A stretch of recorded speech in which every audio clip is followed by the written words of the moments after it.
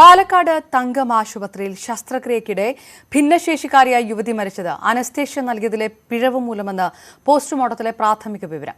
തൊണ്ടയിലൂടെ ട്യൂബിട്ടത് അപകട കാരണമായെന്നാണ് നിഗമനം. അതേസമയം ചികിത്സയ്ക്കിടെ 3 പേർ മരിച്ച സംഭവത്തിൽ അന്വേഷണം ആവശ്യപ്പെട്ട് CPM ജില്ലാ കമ്മിറ്റി ആരോഗ്യമന്ത്രിക്ക് പരാതി നൽകി.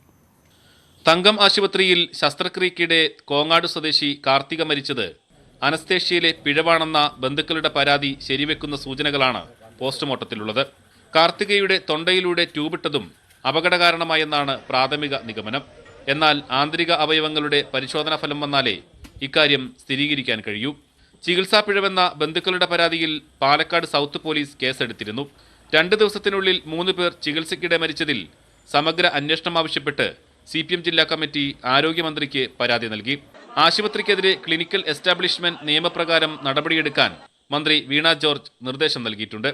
കലക്ടർ ചെയർമാനും DMO വൈസ് ചെയർമാനുമായുള്ള ജില്ലാ രജിസ്റ്ററിംഗ് അതോറിറ്റി സംഭവം അന്വേഷിക്കണമെന്നും മന്ത്രി നിർദ്ദേശിച്ചു. ന്യൂസ് 18 പാലക്കാട്.